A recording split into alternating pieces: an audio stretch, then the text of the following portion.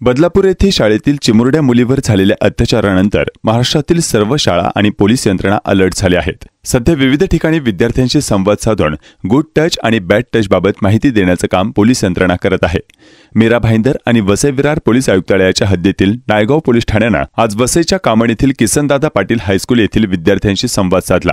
मुलामुलींनी लैंगिक अपराधापासून स्वतःचे संरक्षण कसे करावे, गुड टच आणि बॅड टच काय असतं, तसेच नवीन कायद्याच्या तरतुदी काय आहेत याबाबत माहिती दिली। त्याचबरोबर विद्यार्थ्यांनी आपत्कालीन स्थितीमध्ये डायल 112 कॉल करण्याची माहितीही दिली। तसेच कोणीही त्रास देत असेल तर तत्काळ आपल्या शाळेतील मुख्याध्यापक, पालक किंवा पोलीस ठाणे यांच्याशी थेट संपर्क करण्याबाबत आवाहनही केला। यावेळी जवळपास 400 विद्यार्थी उपस्थित होते। नायगाव पोलीस ठाण्याचे वरिष्ठ पोलीस निरीक्षक रमेश भामे यांनी विद्यार्थ्यांना मार्गदर्शन केला, तर शाळेतील शिक्षक आणि कर्मचाऱ्यांसह पोलीस हवालदार महेश बोडके, प्रकाश आवारे, अनिल बोडके आणि काळे आदींनी या मार्गदर्शन शिबिरासाठी मोलाचा वाटा उचलला होता। किती लोकांना ते कुत्र पाठलाग करताना चावलंय? चावलंय तुला?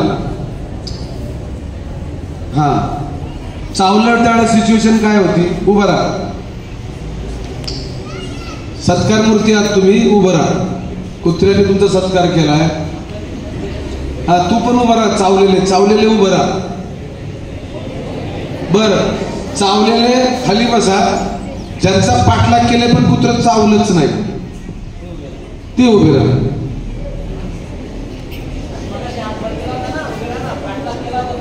पण कुत्र चावलं नाही, बरं तेही उभे राहू नका। जे कुत्र तुमच्यावर भुंकलंय पण चावलंच नाही आणि पाठलाग पण केला नाही, त्यांनी हात वर करा। Very good.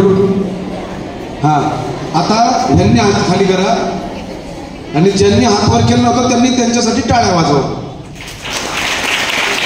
म्हणजे तुम्हाला कुत्र चावलं नाही असे लोक 80% लोक आहेत आणि कुत्र्याचा सामना तुम्ही पूर्ण ताकदीने केलेला आहात। कुत्र तुम्हाला चावू शकलं नाही का?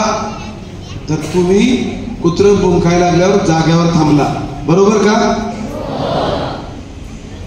कुत्र अंगावर धावून आल्यावर तुम्ही त्याच्यावर दगड उगारला, बरोबर का? हो नाही? दोघा तिघांचं उत्तर नाही आहे। तर संकट आल्यावर जो प्रतिकार करतो त्याचा संकटातून बचाव होतो, बरोबर का? कुत्र चावलेले सांगा, तुम्ही पळाला होता का नाही? पाठीमाग कुत्र्याच्या समोरासमोर कुत्र चावलं, पाठीमागून चावलं ना? म्हणजे जर संकटाला भिवून पळाला तर संकट तुमच्या पाठीमागे हात धुवून लागेल आणि तुम्ही त्यातून बाहेर पडणार नाही। मुद्दा समजला का सगळ्यांना?